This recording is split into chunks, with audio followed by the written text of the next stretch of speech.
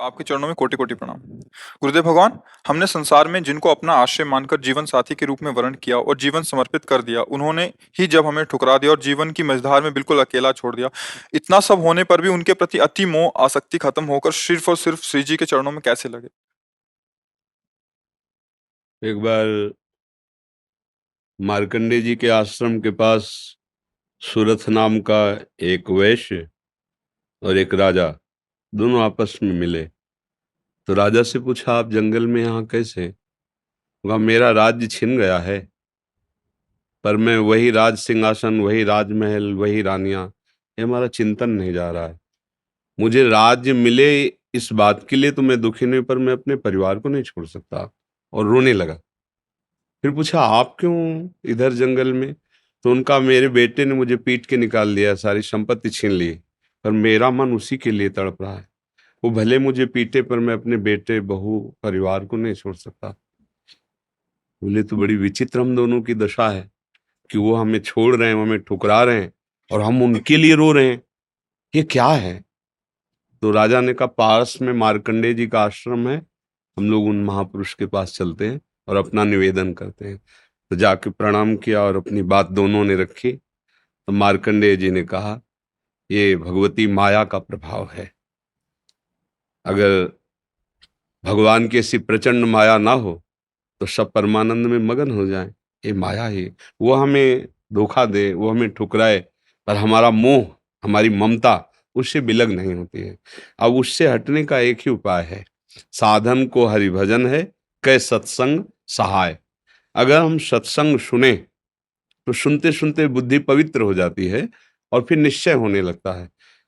आप जिनके लिए रो रहे हैं, जिनकी बुद्धि पावन हुई, उन्होंने तिरस्कार पूर्वक छोड़ दिया। रत्नावती जी, भक्तमाल में चरित्र है, पढ़ लीजिए। रत्नावती जी पूरे रानी के जैसे सुख होते हैं वैसे ही रानी थी, वैसे ही सुख में मगन थी, कोई हरि भक्ति, कोई भजन, कुछ नहीं। और राजा भी अत्यंत प्यार करते थे। पर दासी, वो वृंदावन आती थी और संतों का संग करती थी, सत्संग, तो उसके हृदय में गोविंद के चरणों में प्रीति उत्पन्न हो गई। वो रानी के कभी पैर दबा रही होती तो एकदम बोल पड़ती, हा कुंज बिहारी, हा गोविंद। तो रानी सावधान होकर देखती, तू रहती तो मेरे संग है, मेरी निजी दासी, अंग सेवी, ये कौन है कुंज बिहारी, कौन है गोविंद? किससे तू प्यार करती है? आज तक मुझे नहीं बताया। हमारे यहाँ की दासियां तो आजीवन समर्पित अंग सेवी होती हैं, ये क्या? तो मुस्कुरा दी, बोली, महारानी आप अन्यथा मत समझना, ये कोई व्यक्ति नहीं हम जिससे प्यार करते हैं। नहीं नहीं, तू पूरी बात बता दो, मत सुनो, मत सुनो, नहीं किसी काम के नहीं रह जाओगे। और रो पड़े। भगवान का जो प्यार होता है ना हृदय में, वो अलग कोटि का होता है। वो बस मत पूछो, आप मत पूछो। अब तो और आकर्षित हुई, नहीं नहीं आप बताओ ना। तो जब बैठ करके भगवत चर्चा, उनकी रूप माधुरी, गुण माधुरी, वो तो इतना उसके हृदय में अच्छा लगा कि पैर दबाने से हटा के सिराने बैठा लिया। देखो तुम अब वहां नहीं, अब यहाँ बैठ के केवल हमें प्रभु की बात सुनाओ। इतना रंग चढ़ा कि हृदय विकल हो, उनका कैसे दर्शन हो सकते हैं? गोविंद के कैसे दर्शन हो सकते हैं? बिहारी जी के कैसे दर्शन हो? तो उनका, महारानी जी एक ही उपाय है, यदि प्रगट में संतों का संग किया जाए तो निश्चित संत सभा में गोविंद छुपे रहते हैं, वो जरूर कृपा करेंगे। तो रानियों कहीं जा तो सकती नहीं, तुम ऐसा करो, बगल में एक भवन तैयार करवाओ संत सेवा के लिए, और संतों को बुलाओ, और हम स्वयं बनाएंगे, संतों को पवाएंगे, उनके श्रीमुख से भगवत चर्चा सुनेंगे। उस समय दिल्ली में बादशाह के समीप विराजमान थे माधो सिंह, उनके पति का नाम था। अब रानी का हुक्म, महल के निर्माण हुआ, पास में संतों, और खिड़की से वो दर्शन करती, फिर सुंदर भोग पधराती, जाके सब संतों को पवाती।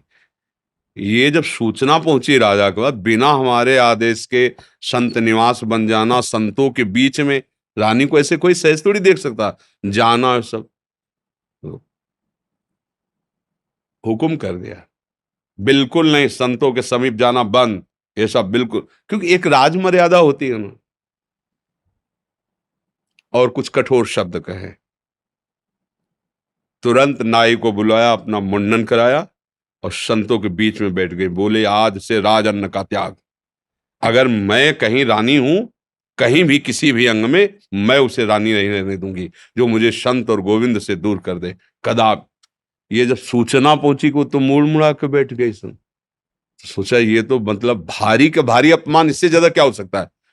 अगर मैं मारता हूं तो प्रजा विरोध में हो जाएगी, इसलिए इसको मारना तो है। बोले एक जंगली सिंह लाओ और छोड़ दो, तो संतों को, रानी को, सबको मार डालेगा वो। ऐसा ही किया गया। सैनिकों ने जैसे चारा रख के, बकरा आदि रख करके पिंजड़े में सिंह को बंद करके लाए और दरवाजे पे को, वही दासी जो उनकी गुरु थी, वो आरती की सामान दे रही थी और पूजन की थाल लेकर वो ठाकुर जी का श्रृंगार कर। दासी ने कहा महारानी सिंह, जो ही पिंजरा से खोला गया तो ऐसे मुड़ी, उनका सिंह नहीं नरसिंह, भगवान पधारे थाल लेके। सिंह ऐसे जैसे कोई गाय ना, सीधी गाय हो, ऐसे तिलक लगाया, आरती की, प्रणाम किया, ऐसे सब देखते रह गए। फिर लौटा सिंह को मारी छलांग, तो जो ऊपर बालकनियों में खड़े देख रहे थे ना मान सिंह के आदमी, फाड़ के फेंक दिया और गुर्राता हुआ भाग गया। अगर हम अपनी भक्ति के रंग में आ जाए तो फिर हमारा ये माया मोह संसार नष्ट हो सकता है। अन्यथा हमारे शब्द तो जरूर अच्छे नहीं लगेंगे, पर सही पूछो तो कृपा है जो असलियत का पता चल रहा है। यहाँ कोई किसी से प्यार नहीं करता।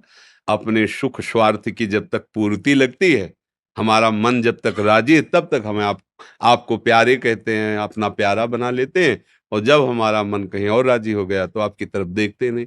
संसार का ये स्वरूप, पर मेरे प्रभु का ऐसा स्वरूप नहीं है। सबरी मैया कोई ऐसा थोड़ी बहुत रूप ऊंचे कुल की, ऐसा नहीं था।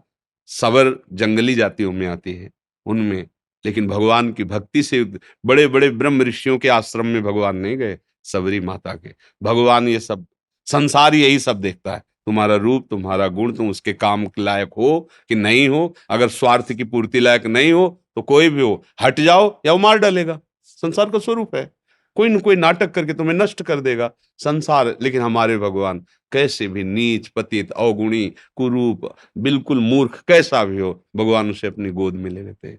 तो एक ही उपाय है, भगवान के चरणों का आश्रय लेना, वही परम पति हैं। देखो मीरा जी ठसक से कहती मेरे तो गिरधर गोपाल दूसरा न कोई। और ये कभी धोखेबाज नहीं है, कभी धोखा नहीं। हम सही कहते हैं। अगर हमें जैसे बचपन से लगे रहे ना, हमें बात समझ में नहीं आती ना, तो हम ये जरूर माइक से कहते हैं कि भाई देखो, भक्ति करना ठीक है, पुण्य है, मंगल है, लेकिन हम अपनी छाती की बात कहते हैं। अभी तक कमी हमारी और कृपा उनकी डुबो रही है। बस अगर कहीं कमी है तो हमारी कमी है, उनकी तरफ से कृपा ही कृपा, दुलार ही दुलार है। ये सच्ची मान लो। अगर कोई प्यार करने वाला है तो प्रभु है। आप कहोगे दिखाई नहीं देते हैं, आपने अपने को देखा है क्या? अगर प्रभु से देखने पर ही प्यार करते हो तो आप अपने से प्यार करते हो ना? देखो ना, आप अपने से प्यार, आपने अपने को देखा है क्या? आप तो शरीर को देख रहे हैं, बिना देखे भी आप अपने को बहुत प्यार करते हैं, आप अपने आप को बहुत प्यार करते हैं।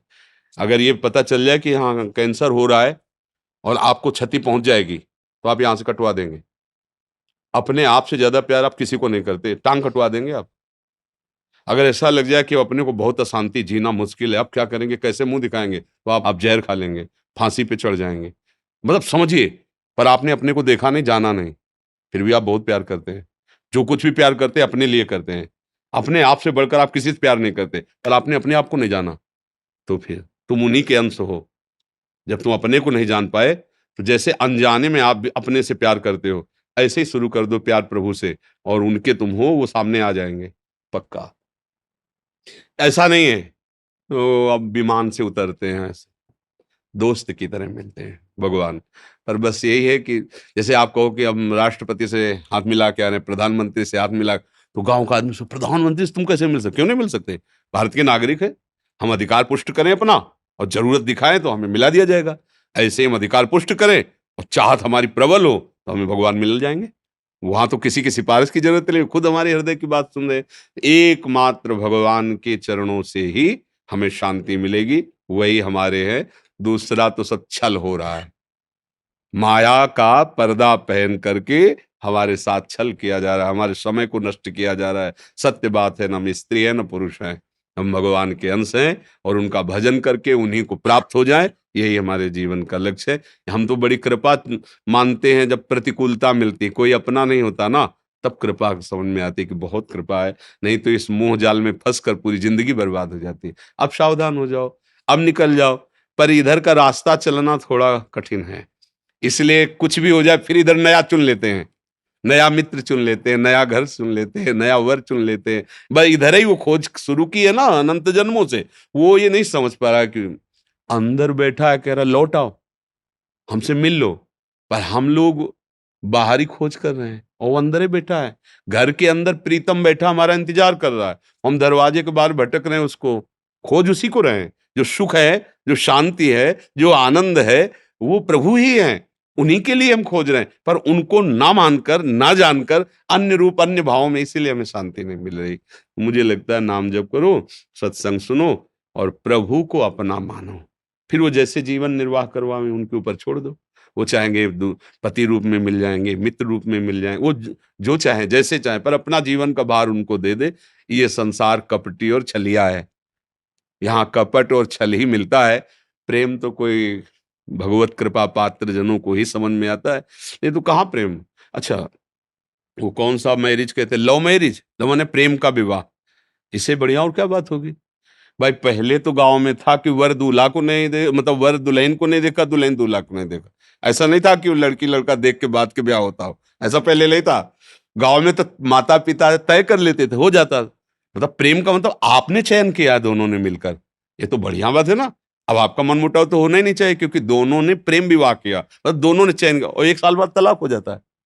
भाई कैसा प्रेम विवाह।